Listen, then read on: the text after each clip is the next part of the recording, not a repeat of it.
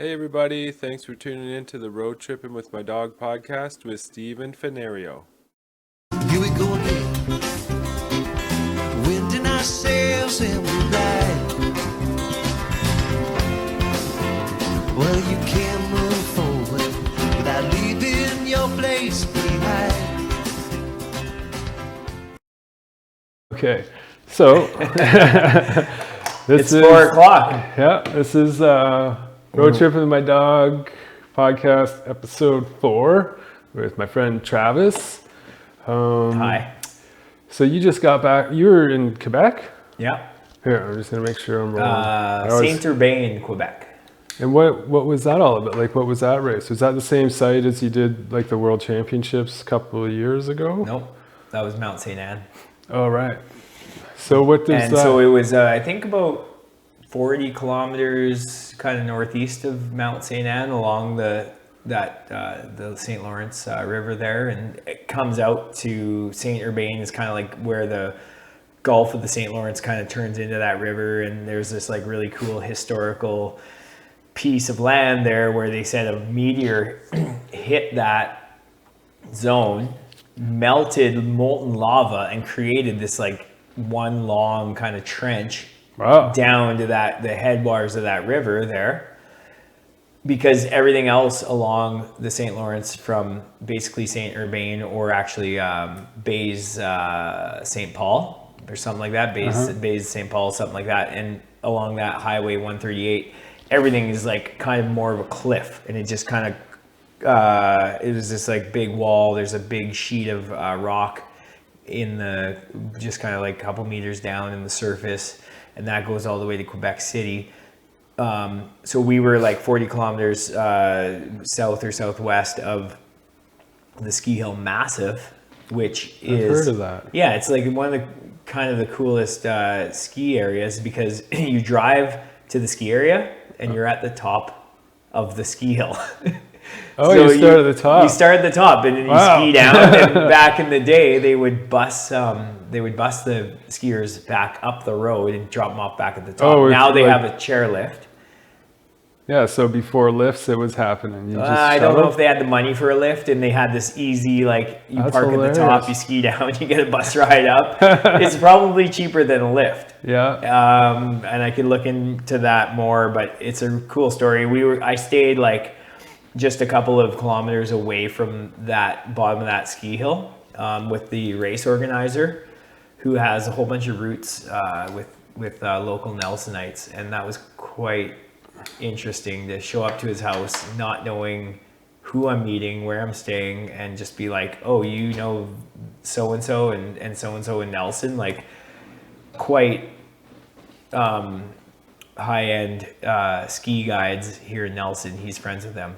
How Like did Joel he... McBurney and Raman Sherkat. And Yeah, he I know knows Mark Joel. Holt, and he's friends with, like, he kind of has that whole group of... So what's his connection? Like, how did you... they all met in Whistler Oh. in the early 90s before they moved here. And his wife was like best friends in high school with Joel McBurney's wife. Marianne? Rhea is her name. Oh, yeah, she changed her name to Rhea. Marianne, Right. same person. New name. It's Rhea now? It's Rhea. I didn't know that. I know just them well. learned I that, didn't but know that. they're great people. They met in Whistler. Joel and Maria and Rhea moved out here along with like Mark Holt and Jeff Grosh, and that's how that connection was made. I just showed up, and he's like, "Oh, you live in Nelson," and then the even kind of crazier thing is that me and his wife Yannick, so we show up at Pierre and Yannick's house. The Nelson connection is made, and then through our local distributor, like the sponsor, like bike parts company here in Nelson that supplies parts across Canada. They have a NRG catalog, one? NRG, Yeah. NRG Enterprises, who's now owned by Langto. It doesn't really matter, but the two of us are in their catalog, sharing a page. I'm at her house, and I'm like, "Oh, you guys are they travel around the world. I think they've almost hit every continent in the world. Wow. Their latest and some of this stuff is they use all the gear on their bikes to pack for their trips. But they did 21 months and they did 21,000 kilometers Wow. all on their bikes, self-sustained. It was from, let me tell you in a second, I want to say Siberia to I got a picture of it just for my memory banks here. Cape to Cape, they call it. Norway to Tanzania. Oh, wow. Norway, if you can, I can't even piece that together. I haven't had time. Yeah. But you can, that's 21 months and 21,000 kilometers.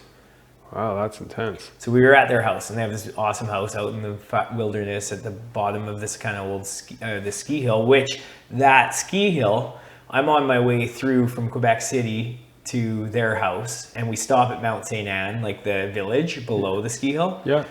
And my friend that used to live in Nelson, he was a really good mountain biker, and he's now a trail builder in the Quebec Mount St. Anne area. Oh, nice. And he is constructing the first of 4 trails at this massive ski area, which now has like a chairlift, and it also is getting a Club Med hotel. A Club Med. What? Club Med hotel at the bottom, looking out onto the St. Lawrence. Is this huge hotel, and he's building these trails that come from the top back down to the bottom where the hotel is.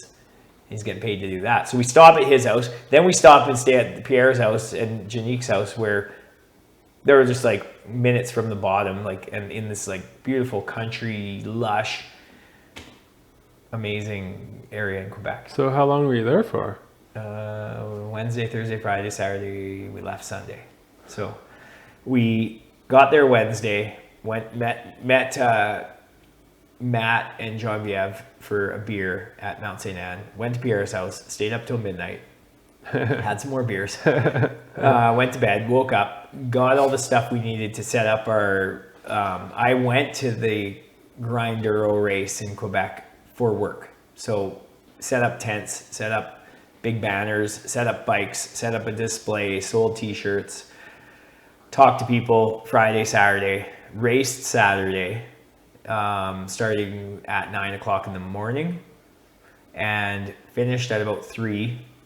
Kind of winded down after a 6-hour race. Right. Wow. Then we had to like tear down all of our equipment, all of our gear, all of our bikes, bag it up, put the tents down, put the tables away, put the bike racks away. We put it all into the school, and then Pierre, the organizer, dealt with it. But we only realized at like 11 o'clock at night after the awards, after talking to all of the people that wanted to know about the bikes I sell, Evil Bikes, and the bike that I raced on.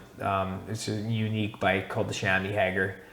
Oh. And Chamois Hager. Yeah, after Sammy. Yeah. And so it's the Chamois Hager. Like the chamois is what you sit on in your shorts if you ride for a long distance. So it was a good play on words with him, and Evil Bikes do that with all their gear. They have the Pamela Hendersons for grips. How did you? The black colored bike is the Blackout Drunk. That's the play. That's how you say black. How did you connect with Evil Bikes? Like that's been 2 years now, or a year and a half, or? Yeah, it's like a year and a half. I think the anniversary was year 1 of COVID. Oh, right. Was the anniversary. I got the job right before COVID hit. They had a shift in their company, and they needed a sales representative, and they called me, and I was like, before COVID, I was like, I would love to take this job. I'm super nervous because I have like a 5-year-old and an 8-year-old young family and a wife that works 4 days a week and pretty intense work. And I said, I can do this job, but I can't bite off more than I can chew. So I took on the Kootenays and the Okanagan and just kept had this little micro area to talk to customers and sell the bikes. And I didn't really know what I was getting myself into. Our bikes are really expensive or really high end. There's only 6 models, so you don't have a lot to choose from.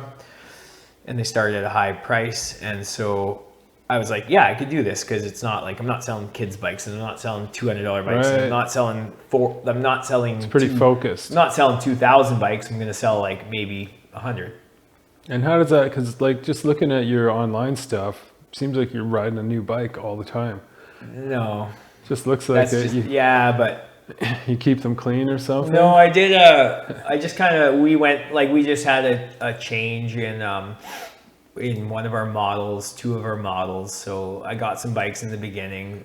Then we had a new one coming out, so I sold those. I kind of flipped them when I feel like it's the right time. And if we have a new model coming out or a new color, I can like sell off my old bike and kind of hook up a friend or somebody that's the same size as me, and Right. then I'll get into the new bike. So that I want to have the current model and the color, so that as the sales rep, it's kind of like I'm showing the right product. I'm not showing last Yeah, year's you have product. to be right up to date on Up to what date. the product is. Yeah.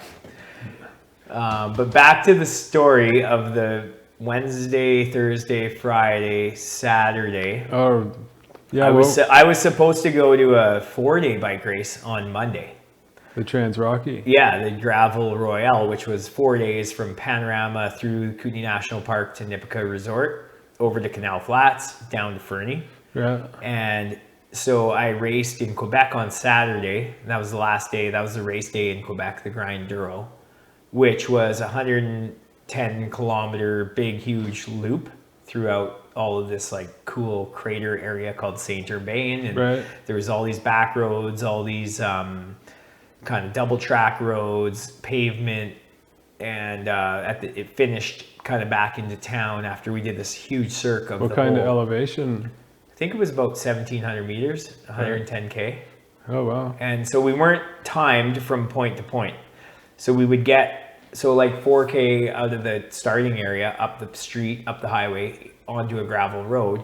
We were timed on a 2.5 kilometer climb, which took, I think it took us about 12 minutes or 10 minutes to just go full out for 2.5K up this like loose gravel Right. on these drop bar. If you don't know what the gravel bikes are, they're basically road bikes, drop bars, and sometimes they flare them out. So you have a little bit better leverage, and your tires are 3 to 4 times the size. Yeah, I know. Like I've been. It's like an old mountain bike. Yeah, I've been thinking about a cyclocross, and then the gravel bikes. I'm like, well, maybe those are better for me. Yeah, for sure. Because cyclocross, they're a little more stiff, aren't they?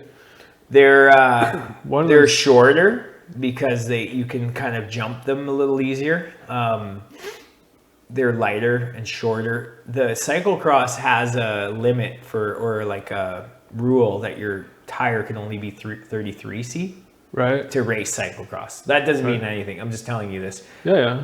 On my bike, I was running 52C. Oh shit. Yeah, so on the loose gravel, like on the rough stuff, and with I was running 20 pounds of pressure. Right. And those guys, because their tires are small, they got to run them a little bit harder so that they don't like just hit the rim and puncture the tube. Or if they don't have a tube, like they can't run it that small of a tire lower. They have tubeless for those? There's a lot of everything's tubeless now. Right. Everything, pretty much everything. Everything new is no tubes. Oh wow. So there's a seal in there, that like a liquid that can seal, kind of glue the tire around the rim, and if you get a little puncture, it'll like quickly seal it up. Right. But so these gravel bikes, not only that, but you're on a cyclocross bike and your head angle, like this is like a road bike. This might be a cyclocross bike. This is a mountain bike. Right. And most of the newer gravel bikes are kind of going to that mountain bike angle, so that you're not like, doesn't feel like you're gonna go over the handlebars. Right. So when you start descending, you've got that wheel out in front of you, and you can let go of the brakes and just Yeah, that's a weird Plow feeling down. sometimes when you're going down steep. you're and like then- right over the it's- bars. Yeah. Like Yeah. one little squeeze on the front brake or whatever. And you're, Pitch ya. Not cool. That suck. Yeah. Yeah, so I've been thinking about that for me, just to, even for triathlons and stuff, because I want to, when I'm on the road and stuff, to be able to just hit trails with my dog and things like that. So I've been thinking about that, and then I didn't really know about gravel bikes until recently, like literally months ago. But there's no one right tool for the job. No, If you're a bike geek like me, there's a mathematical equation called N+1. Oh yeah. Yeah. Let's hear it.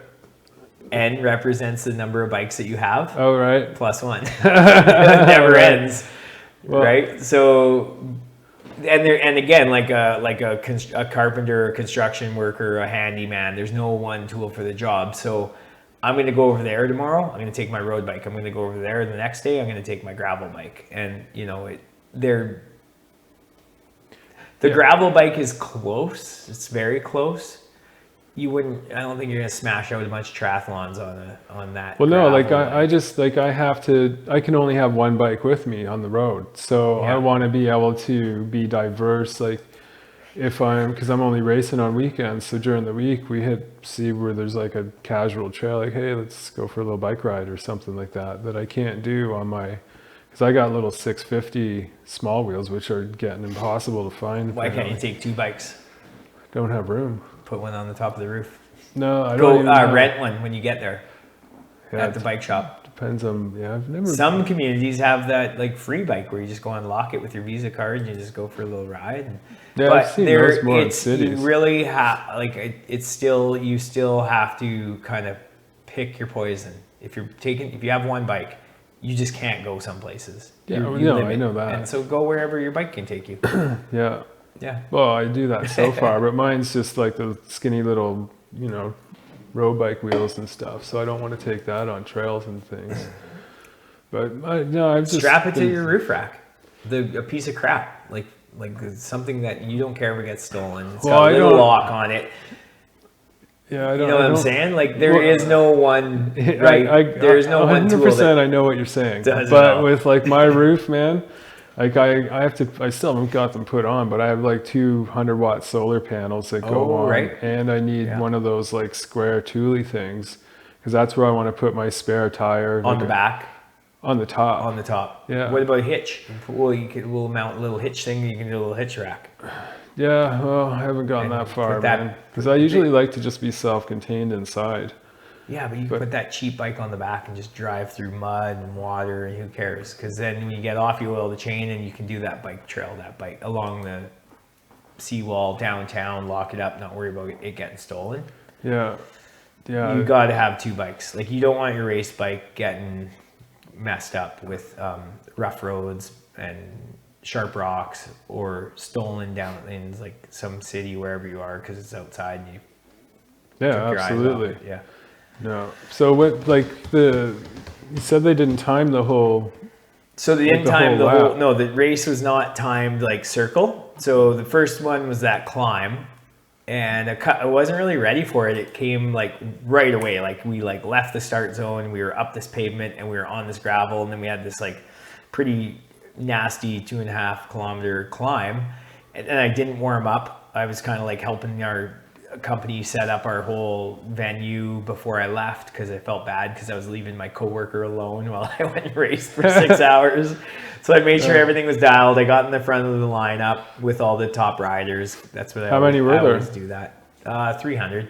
Oh, that many! Wow. Yeah, I mean there was maybe 20 kind of pro level, Yeah. and they were in their own category, and then there was like 40 or 36 or something in my kind of 40 to 40 or 40 to 50 kind of category. That's the one you took that down, right? Yeah. And then I think between 20, 30, 40, 50, there was 144, 150, and then there was females, and there was like, so there's around close to 300 riders. And they started us in 3 segments of Staggers, waves, staggered yeah, right. for COVID. Mm-hmm. Plus, it's just nice to like let the people that think they can be the front of the pack get to the front of the pack and just.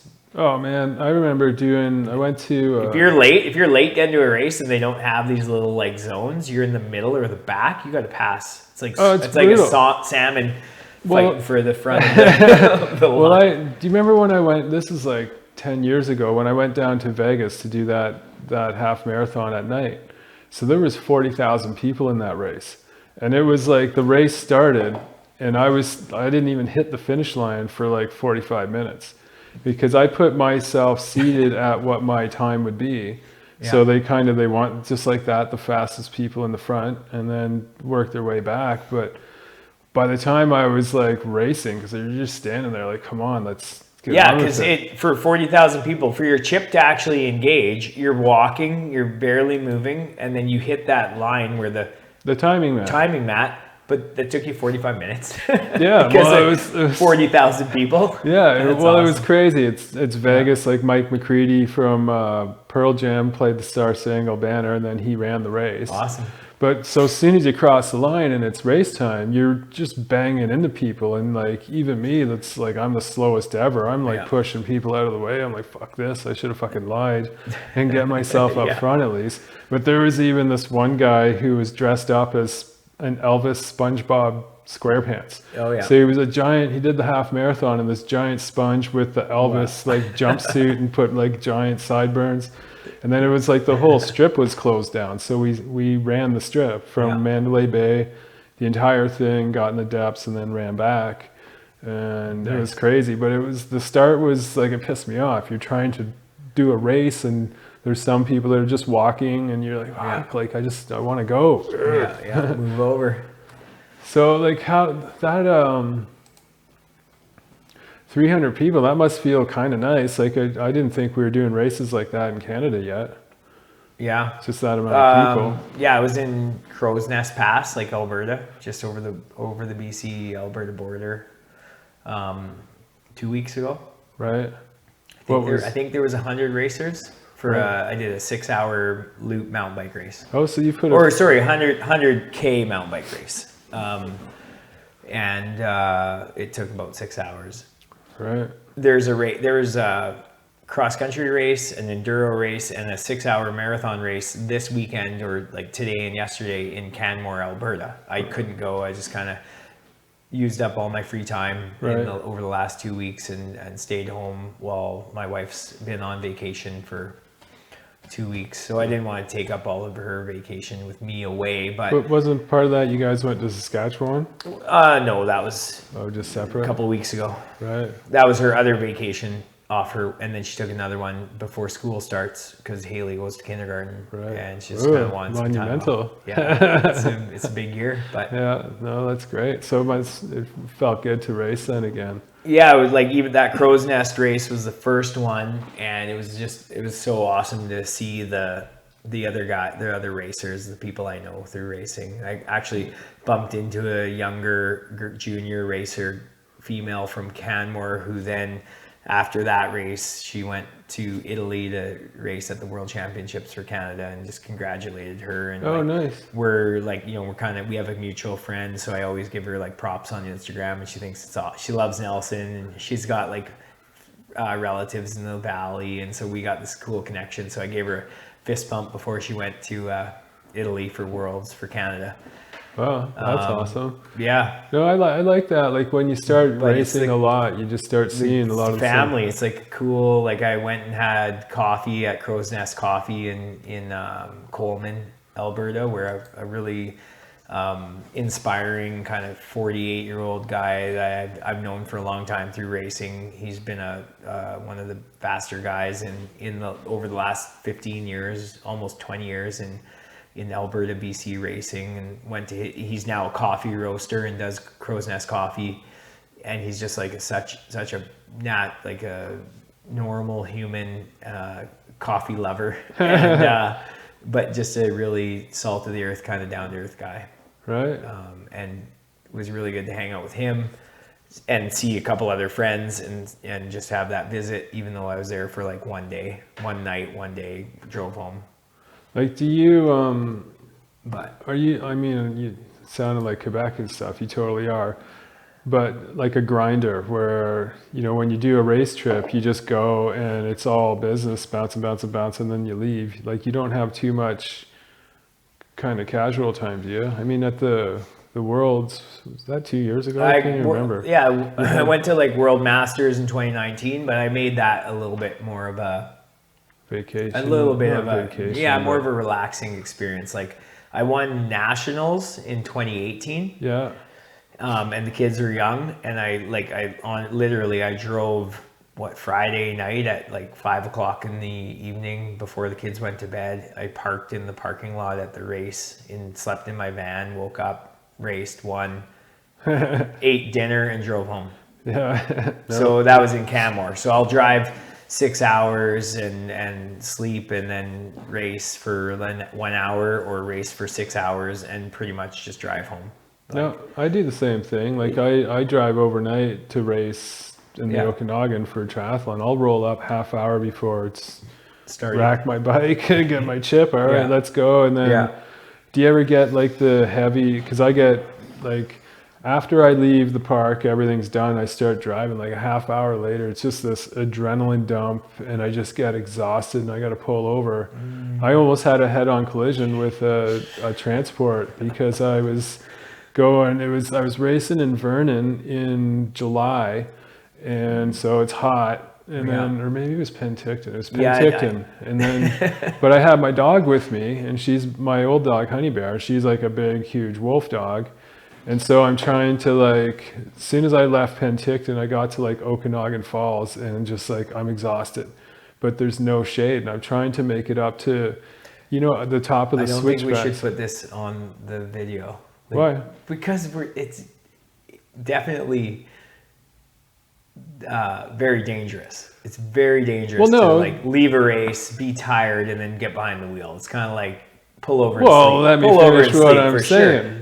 Okay. Well, you said you almost got into it. Yes, but this transport. I'm like, that's sketch. Yes, I know. Sorry. Lesson learned. Yeah. But this was in 2007. So what had happened, I'm just trying to find shade just to take a siesta. And then, but I just blinked my eyes and I was like literally straddling a double solid with a transport that passed me 3 seconds later.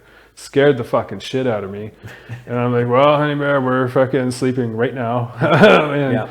And now it's like, I just, as soon as I, you know, that was like lifetime lesson type thing. So I don't mess around with that at all. Like I was coming back from I don't know if it was Vegas or Portland from some racing. And I took the last flight into Spokane. So I didn't have to deal with the city during when it's awake kind of thing. Yeah. But then I would sleep like 45 minutes on the side of the road just to drive another 20. And like, so by the time I got to the border, they're like, what have you been doing? Like, it's way too long amount of time between when your flight landed and you being here. I'm like, no, I just kind of siesta along the way, really? Man, because I had a seriously close call in 2007. Yeah. So I don't fuck with it anymore. No. But no, because the adrenaline dump, like that for me is real. Like I'll go on, I think the most sleep I've ever had before any race was not all in a row, but a collective 4 hours. Like I'm usually riding on about an hour and a half of sleep, or I'll just drive overnight. I'll take a little quick hour siesta, drive overnight, and then freaking race, and then just siesta my way along, coming home and stuff. Like true grinder. Yeah. Yeah, I'm not there to mess around. I'm there to race and leave. Yeah. Yeah, I don't have a lot of time. It's they're not, some of them are racecations. Yeah. And most of them are business, or just for me to get out and see people. And I've had definitely some of those like head nods, but I'll pull over and nap for sure when I'm on my way back home. But I did find that eating sunflower seeds, if you eat sunflower seeds with your car window down, it's impossible to fall asleep because you're constantly cracking a sunflower seed. Oh, really? So I'll eat like a bag or 2 bags of sunflower seeds on my drive home. And you cannot fall asleep eating sunflower seeds because you got to constantly have things in your mouth. You got to constantly break them and you're spitting them into the little like pop can or whatever it is. And then and I'll kind of put my window down and I can get home no problem with sunflower seeds. So that's my trick for all the viewers. No, the only time I ever really had, if you want to call it, just taking time for myself was in the end of 2008. My last race, I went to race in Disney World in Florida. Yeah, which was crazy. It's like the water was uncomfortably warm, and there was so much fog you couldn't see anything, and then the transition from the water into the transition area, you walk through a freaking petting zoo. Like it was crazy. I'm like, oh, I just like enjoyed it. I'm like, oh, there's a fucking goat. Like, and then, so I got there. I was racing on Sunday, and then I had tickets to see, and this was in Orlando. So I had tickets to see John Prine and Josh Ritter on the Gulf Coast on the Friday night. So I drove from Orlando, I went and did that, and then I came back Saturday, overnight, and then I Saturday I go in, do the, bring our bikes, do the whole check-in, get our numbers and all that. And then like, well, they're playing again Saturday night on the Atlantic coast. I think it was Melbourne, Florida. So I'm like, screw it, I'm going there, and went there and saw that show. And then I talked to Josh Ritter at both shows, and he couldn't believe it's like 11 at night on the Atlantic coast, and I'm doing a triathlon at 5 a.m. in Orlando. Yeah. And I'm like, no, it's kind of how I roll, man. I like gotta be here, have some fun, So if I can share another tip that I learned from my father-in-law, it's not about the sleep the night before the race. It's about the sleep the night before the night before. Oh yeah? Yeah. Why? What's the tip on that? That's the tip. So if you race on Saturday, you have to have the best sleep on the Thursday. It doesn't matter what your sleep is on the Friday. Right. So you want to be as rested as you can up until Thursday, or until Friday morning, and Friday night doesn't matter. Just doesn't matter. Saturday's the race day. What's the reasoning behind that? That doesn't. I have no idea. That doesn't. No idea. I just go with it. It's one of my tips, and it works. You're probably really nervous Friday. You're not going to sleep well Friday. It's the next day that you got to get up and race. So make sure that you're as rested as you can, up until Thursday. You're probably going to have a rough night, no matter what Friday. You're going to toss and turn. You're going to eat. You're going to stay up. You're going to get your gear ready. Friday is not going to be as restful as Thursday. So it's really important to get those days and that time in before Friday, because you're going to race Saturday. Yeah, Makes sense. I get that. Yeah. But I just might toss and turn all night. Well, Friday, no, I thinking don't. About the next day. I don't go to hotels and stuff. I sleep in my vehicle with my dog. And You're different. Yeah, I know. You don't sleep, so it's all the same. But for anyone watching, if they want a little bit of a tip, a trick tip. Yeah, I'm just I've always been the different kind of outcasty guy with the whole triathlon thing. Everyone rolls in and they're in. You're not there to win either, so no. It's different when you want to be first. Well, there's some big difference between how you and I go about it, but even still, I don't do when I roll up there, everyone's all in their spandex. They got their fancy shiny shoes and heart rate monitors and all this stuff. I come in barefoot, ripped stained shorts and a Grateful Dead shirt. Yeah. All right, let's do a fucking triathlon. And then I bang one out and then take off. So, but I don't like being in hotel rooms or anything the night before, because it takes me out. Inevitably, you're going to put on the TV or crack open a laptop. I like to be in the bush, and then I just stay in what I'm doing. In the zone. I don't leave. It's ready to go, and then I just. Yeah. No, I agree. That being staying in the moment, not being distracted and focused is that's 100%. I could jive with that. How long have you been racing for? I've done it all. I've slept in the van. I've slept in the hotels. It's, I don't know how much where that goes. Well, you just adapt to the situation, what's available to you. That's a big part of it. I mean, when I went and raced in a few years ago, remember that race I went to? It was 3 days of racing in Penticton, and I hadn't raced in freaking 6 years. I was like, I'm gonna go bang out some races. Yeah. But that's when I showed up at the race on the Sunday morning because I like to get there before everyone. Yeah. And Penticton and Kelowna, or even the Okanagan, but Penticton and Kelowna. Is that the smoky one? Yeah. So the Saturday race we shouldn't have raced, and they're like, well, do you guys still want to go? And we're all like, yeah, let's freaking do it. And it was a weird one. It was swim, run, swim, bike, run. It was a totally weird one. Whoa. And then the next day, the Sunday, was going to be a swim, bike, run, get back in the water, swim, bike, run. You're doing two doubles, back-to-back sprint triathlons. Sprints, yeah.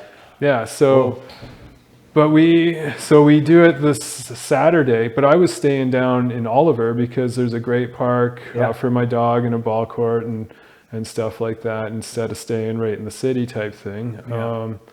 But because I don't have a phone, so we do the race the one day and it was too smoky.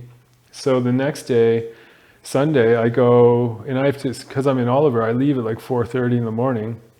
So I'm just sitting there in the dark. I'm ready to go and just do some writing because like, what am I going to do? There's no one here. And then it's like, no one's coming. What the fuck? Where is everyone?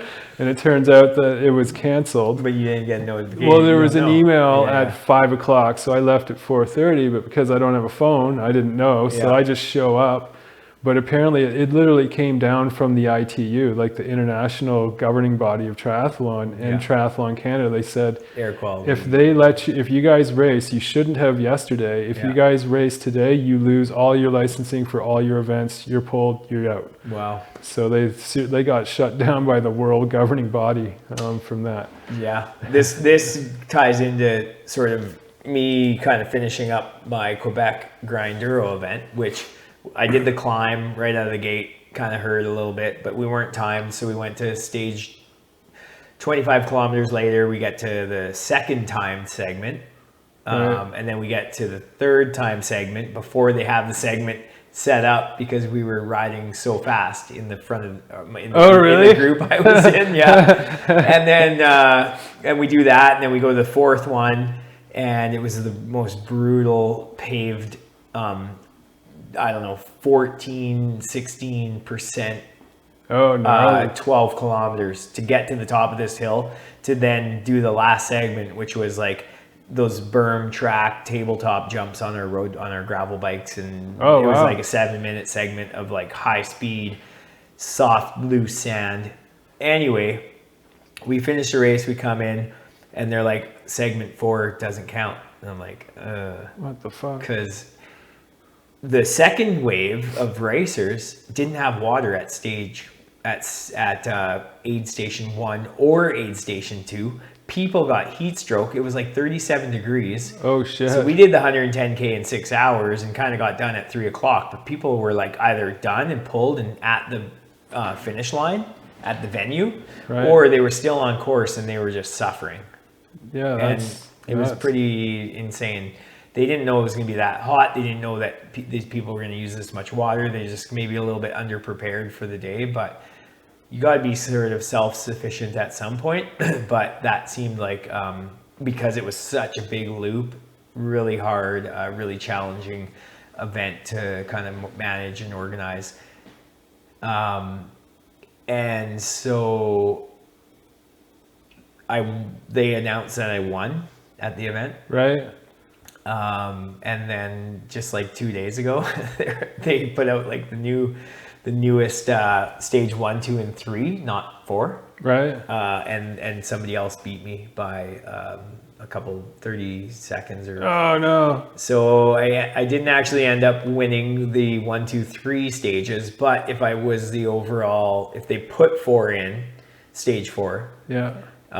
then I would be the overall winner for my whole age category thing. And I would have been probably second overall, even like second or third with all that whole pro category race. If I just wanted to see where I stacked up against those guys, because myself and the friend that I rode with for the whole event had such a fast time down the last segment, stage 4, that like gave us all these like seconds overall to put us in the position. But yeah, I got the kind of like started talking to the organizer and I was like, I didn't win. He's like, no, we had like timing issues, blah, blah, blah. And didn't count stage 4, blah, blah, blah. But I got the award at the event on the, on the event photo day. And deep down I did win like overall on 4 stages. But I wanted to bring that out because that's kind of new news. I don't care. It doesn't matter. It was an awesome trip. It was a work trip. I got to race.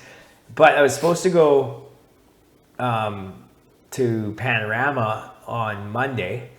So we had booked our flights to leave Quebec City at like 5:30 in the morning on Sunday. Right. So we did all this racing. We did all this talking with all these customers that wanted to look at the Evo bikes that I sell. You're working too. At 11 o'clock, we're like, we got to take this all down and we got to go get our flight. So we were up at 6 in the morning. I started racing at 9. We were at the Quebec City airport at 3:30 in the morning without sleeping. And Oh, we got on shit. a plane at 5:30 in the morning. Then I flew to Toronto. Then I flew from Toronto to Calgary.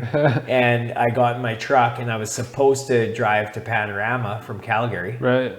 But Friday night, the night before the Grinduro race, the COVID thing happened. And I found out that they'd canceled that's why I'm here right now, is because they canceled the Gravel Royale. Right. The Gravel Royale. Because of this whole new COVID outbreak that we're in right now. And so that was pretty disappointing. But I drove home, got home at 7 p.m., saw the family, and I've been here all week just hanging out with the family. So that would have been So I would have been tough first ride then, had it not been canceled. If it wasn't canceled, I would have like relaxed all day Sunday and then raced Monday, Tuesday, Wednesday, Oh, right. Thursday, Okay. So there's a about day there. 100K a day. Right. It would have been really fun. It's kind of a year that I'm not like expecting. I don't have high expectations for myself because of like smoke. How's that Heat all dome. been? Like the smoke for That was terrible, and I haven't trained. I'm just drinking bubblies, Yeah. just hanging out at the beach. Well, no, like that was a big part of my problem for my swims that I did, because I was about 12 pounds heavier than I wanted to be, because I couldn't, well, at first I had to I lost like 5 weeks because of an adjustment from a CT scan, but Yeah. and then I was riding without a seat because my stupid new frame, the tube is in between size. Yeah. But then with the smoke, I'm like, I'm not going to go out and blast my lungs with this smoke. It was crazy. I barely even went swimming for that.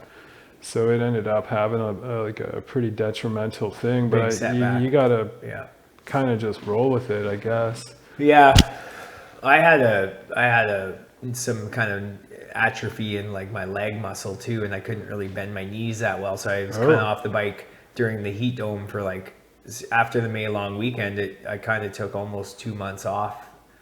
Wow. So I lost a lot of confidence in like this year, and I knew there was a whole bunch of races coming up in September that just got canceled.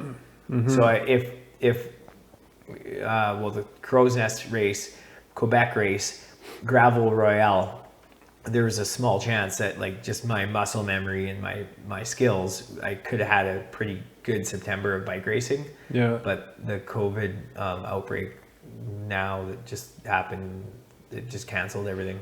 Yeah, sticking the spokes, man. Yeah, so 2022 is hopefully get back into training, get sort out these like small like flexibility and stretching more, and get that flexibility back, get the joints moving a little bit better for myself, and then I hope to have a really good 2022, and if everything is at bay with like life and COVID and travel, then it could be an awesome year. Right. For me. So are you I gonna hope. like with no more? So there's no more racing then, right?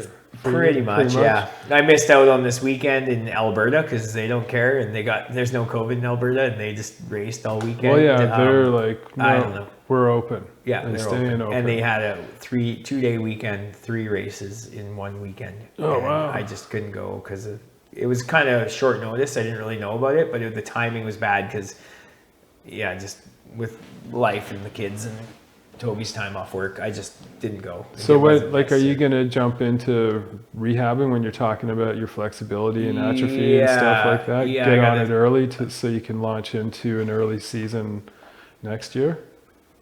Yeah. Or are you not that far that would be ahead the yet? plan. I guess the plan is once maybe the kids get back to school, I spend an hour and a half every second day working on these issues, and then if I feel that they're sorted out, I put in some training hours on just like the cross country skis in the winter, Yeah. and then go from there right back into cycling. And then, So, I mean, well, but we'll I don't see. know about COVID, but you were Yeah. doing spin classes and stuff too, right? COVID shut that down. Yeah. And that year I felt that was probably one of the best years. I felt like power and strength, but I got to stop. Like I love cycling.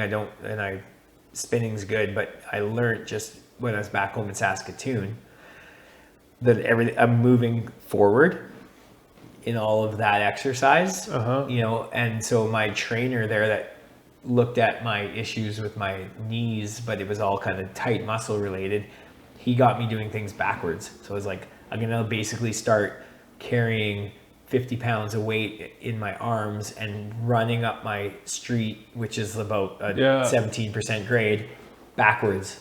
And undoing because all I do is muscle forward, nothing. So I'm going to start doing it all backwards. That's what he gave me for a workout while I was there for a week, and I went to see him 3 days, and he had me doing everything lifting up, not squatting down, but like squatting and then pulling it back up, or pulling a weight sled backwards. And I felt after day 2, I was like, oh yeah, that's reverse, and it's actually working. Yeah, it's unscrewing the corkscrew or something. Yeah. That must feel awkward though, like to be doing it backwards and it was fine. It's something. Backwards. It was not didn't feel awkward. It was like, I've never done this before.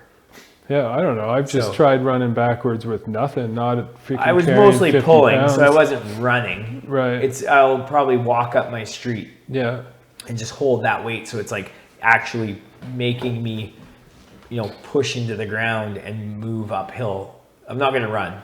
But he's like, pedal your bike backwards. Like go on a spin bike and just do it backwards. Right.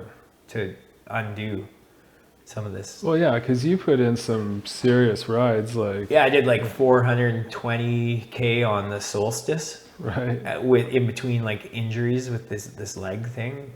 And that was a pretty sick day. I almost pulled out right at the Belfour Ferry. We went like Castlegar, over the Bombay, down to Selmo, over Selmo Creston, Windell, up to Belfour, and my knee started to like twitch, and it kind of was just more of a patella, bottom of my knee, and it was kind of burning, and it was kind of weird, and I was like kind of getting hungry, and I was kind of getting angry, and I was like, and I'm like, should I quit or wreck my knee? Like, do I keep going and wreck my knees, or do I quit? And I was kind of mad at myself for telling the guys that I'm going to quit. But we stopped at the Crawford Bay, the late store, and the lady was making these amazing looking sandwiches. And so it's like Crawford Bay to the ferry, it's like 6K or something, right? Yeah. We buy these awesome sandwiches, put it in Jersey, get to the ferry, sit down on the ferry, eat the sandwiches. Just taking that break, like in the Crawford Bay store, air conditioning, getting a couple of good snacks, getting that sandwich. I got like, and I was kind of mad at myself for telling them, like those guys, like 5 kilometers earlier, I was like, I'm done. I'm going home from Belfour. And they're going to Caslow, New Denver, to make the 420K ride. Right. So it kind of went into my head, like, and then the knee felt good. We got on the ferry, we ate the sandwiches, everything was good. I felt like normal again. And I got off the ferry and I'm like, I'm coming. And we went to Caslow. I did finish the ride and no problem. And we just like hammered from basically the junction to Nelson, which is 20 kilometers, was the only 20 kilometers of the whole ride that we needed our bike lights on. So it was like a 420 kilometer ride that we got done. We started at 4 in the morning. We finished at 10 p.m. Wow, that's heavy. Sick, yeah. So what's it like on the ferry? Because for me, I'm not good with brakes. Like I just, when I just did my 2 swims, it was keep moving, just keep moving, because if I stop, I just lose momentum. And for me, it's so hard to get going again. And it like my body just reacts differently.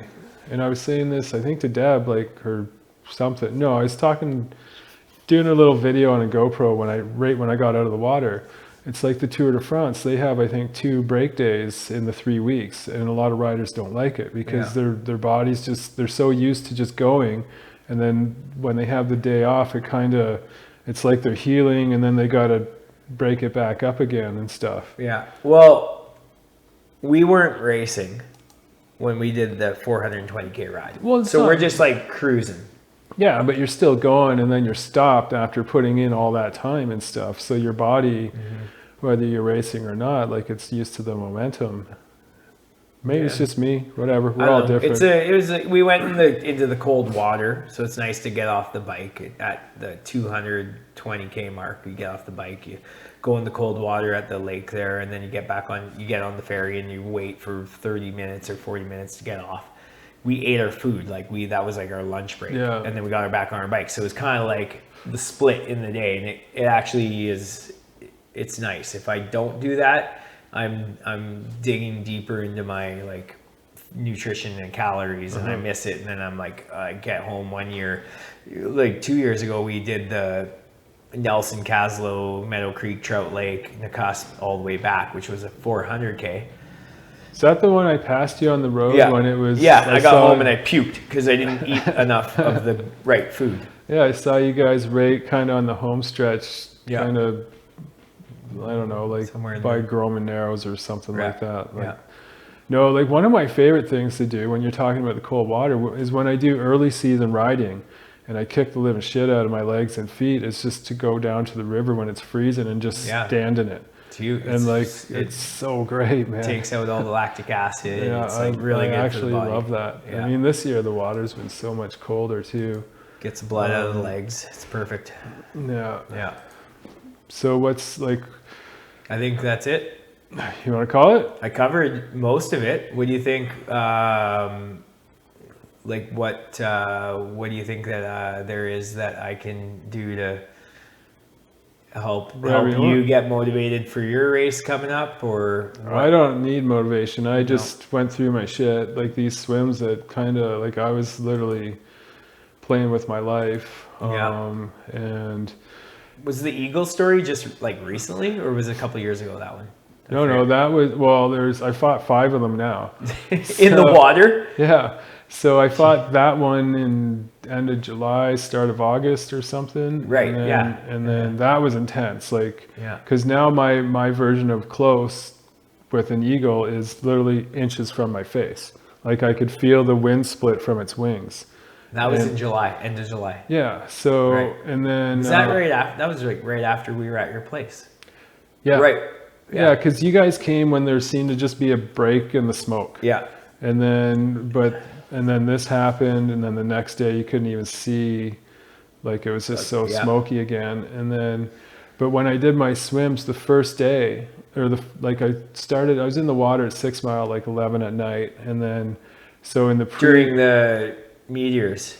yeah, but it's all smoky. I went like a So day earlier. you So tried, and it it was didn't supposed work to be the 12th and 13th, but because of my friend that was in the hospital, I couldn't get out of my head. So I'm like, I just got to get the fuck on with it. And I can't be in my house. And so I was totally unprepared. I didn't get my sleep dialed. I was up from before 7 in the morning. So I knew that I was going to be awake for over 24 hours.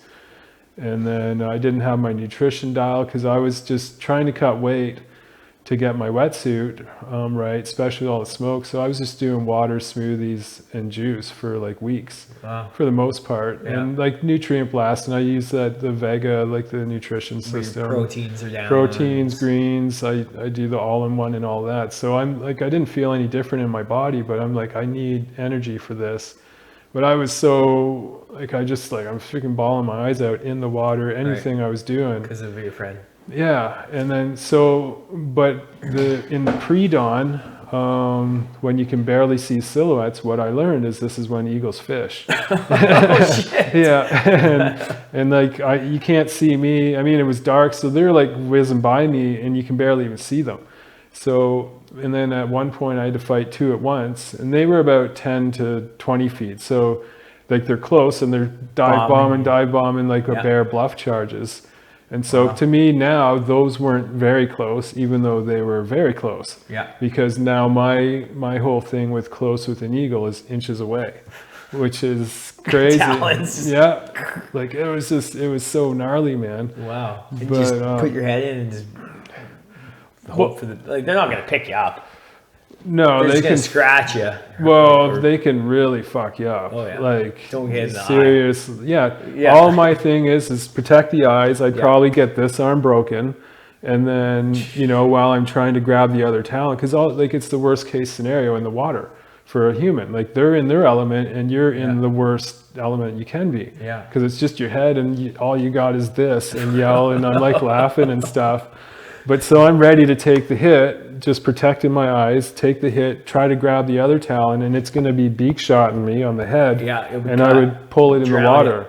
Yeah. Because that's all you really got. And I don't want to kill it, but it's life or death. Kill or be killed, right? So I wanted to just get it just you know, where it's like all fucked up, but and then like, okay, bring it to shore, like, okay, you dumb bastard, was that worth it, kind of thing. But anyway, so when I got through, like, I was so tired and so cold the first night, like I ended up passing out in the water, and with like 30 minutes left, and the only, like, I woke up and my face splashed down in it. Because at that point I was just treading water and freezing and, you know, still dealing with eagles because you got to pay attention. And I literally passed out, bam, and I woke up, holy shit. So the second day after I was done it, I just, because I wanted to do, like I explained it all with the thing with Dab, but I wanted to do more. I could have done a third one, but I was in really bad shape. Like it would have been pretty close to, like I was facing death in the second one when I went blind and I couldn't see and hypothermia came in. Yeah. And I just swim with my eyes closed. Like it was so crazy. Wow. But survival swimming. Well, yeah, it's like my body was broken, emotionally I was broken, mentally, spiritually, and then tread water to get to like land really, and like. Well, but my body was shutting down because it was so cold. Like as soon as I stopped swimming, and then it was just hypothermia, just like it was crazy how fast it happened. And then, and I couldn't do anything. And like, I'm right in the middle and no help's coming. No one knows I'm there. And it's like, you know, all I had was myself, but I still believed in myself that I could do it. And, you know, I'm looking at the shore, I'm like, fuck, I can't, but I can't do this. What do I do? And that's when I'm like, my only option was to swim blind. But because my wetsuit is open, it creates so the back, my core is exposed, and then it's creating a drag catching water, and then the water's going into my wetsuit, it's slowing me down. But because I can't see, and it's, aside from the smoke and being black, and swimming with my eyes closed, then I'm getting turned around swimming to Balfour. Because I can't see what I'm doing. Because the water is going in your wetsuit, current was taking you the wrong way? I'm swimming with my eyes closed. I can't see. And I'm just swimming, and like, the current, everyone thinks the current just goes Balfour to Nelson. Like, it'll pull you, it'll push you on the top surface, like underneath and the top are different. It'll push you up to Balfour, it'll pull you side to side, it'll put you spinning. Like you feel like you're swimming in quicksand. But anyway, and I was just fucking beat to shit. Plus I can't see, and I'm fucking bawling my eyes out to where it's a weird thing crying in the water, because it just goes against natural instinct. And the only thing that snaps me out of it was I was in convulsions because I was just so broken. And then I snap out of it, and the water's freezing. I'm instantly back into hypothermia. It's trying to kill me, and my body's shut down. My legs aren't working and stuff. So it was crazy. But by the time I got to Red Sands Beach the second morning, I just felt like finally, I'm worthy of doing what I want to with triathlon. And, I got to basically race every weekend I can for 5, 6, 7 years, when I can start racing and stuff. And that's what I'm doing. I'm going all the fuck in. But now I feel like it was like a test of my everything to see what's inside of me to be able to your willpower keep going and determination. I was literally, it was a life and death thing in that moment, because it was like I swam 3 hours straight and then was blind. And then it's like, and I just, everything shut down and hypothermia came in. And then it's like, what do you do? I can't. So at the closest, that far away. Yeah, so I knew I could do it one more time, but it was bad. I could barely see right up until like midnight that night and stuff. Like my eyes were, it's just think of like the worst chlorine ever type thing. They were so red and crusty, and I'm just like this, like fuck. Like I went home and I couldn't really sleep because I was just so broken. Like she ended up dying the next day. And I just laid, thank you. Like I laid in my bed just staring at the ceiling, and like I couldn't really do anything. And mess. Yeah, because like my body was just fucked. I do a lot, like before I go to a race, and they're not like that many in a row or they're whatever. They're not like, sometimes they are, but it's kind of like I try to make sure that everything in my life is like organized and settled and ready, and then I go race. Like Right. I work really hard at making sure that all the pieces are in the right place before I go and do my event, so that I go and I do my event and there's nothing that's in the back of my head like, oh, I should be doing that, or I forgot that. Like I make sure everything is like totally perfectly on point so that when I get there I can do my thing. My mind is clear of anything that's kind of weird. Like I've never really have had to be out there with like other pressure in the back of my mind. And that's not going to work for you when you're going to go and do a whole bunch in a row, and the things will come in play, but you got to realize that one's going to be good, one's going to be bad, one's going to be good, one's going to be bad. If you're going multiple days, multiple years, multiple weeks, for sure. But if I do 4 to 6 races in a year, I try to make sure everything's as tidy as possible before I get to that one. No, I get that. Like Health wise, nutrition wise, home wise, everything's just ready, and then I can go. Yeah, we're 100% opposite. I just fucking throw myself into it. I was totally unprepared for all of that stuff. But like when I do stuff like... it just helps. Like you just had some crazy experiences in like a really tough time in your life where you got through it, but go do it again. Maybe you're over that. Maybe things are a little bit easier, and you should be able to just like I'm going to do it every year. I know. As long as my body will let me, I'm going to do it every year on the anniversary of her death. Yes, that's great. But it should be easier next time because it's not as heavy. Well, it's going to be heavy, but it's just going to happen. Yeah, well, the crying and the convulsions wasn't great, but at the same time, it was the love for her that pulled me through it. Yeah, like, kept you alive. She saved my life, it feels like. And Sick. then what I keep saying is I found out the day before I got in the water, and she left us the day after. I felt like she was just waiting for me to get through this incredibly stupid thing, make sure I'm safe, and then say goodbye type thing. Yeah. But no, I'll do, like one of the biggest things for me is the monotony, because I hit a point where I know I can do this, so what's even the point? So when I remember like 6 years ago when I did like the 31 triathlons, you came out for the last one. Yeah.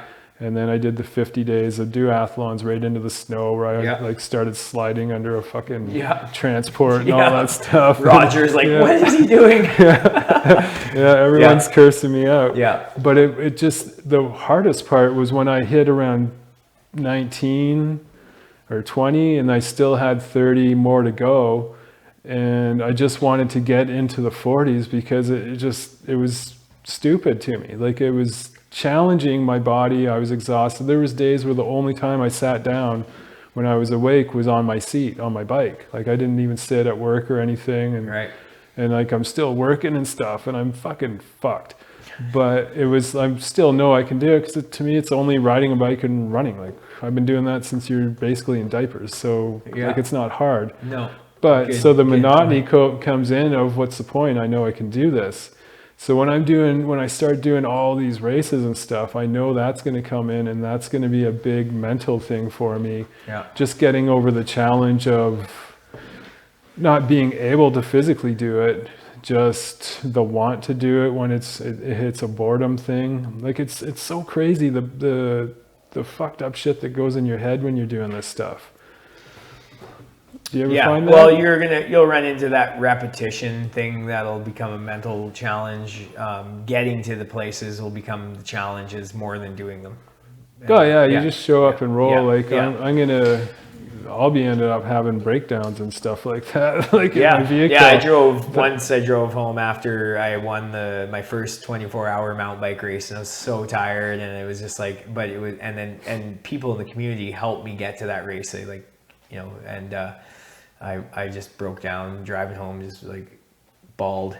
Like everybody that was a part of my, victory came into my head, and it just broke me down. Well, I remember that was because I get that way too. Like if I have sponsors and then because I was saying builds up, and then Yeah. it's done, and your emotion like just crashes, and you're Yeah, it's amazing awesome. how you have, like, you see it on TV and stuff like that, like when they're talking about all the people that help you get there. Like I was saying in 2008, I cashed in on 10 lifetimes worth of favors, and that Yeah. was back then. Like I couldn't even tell you now.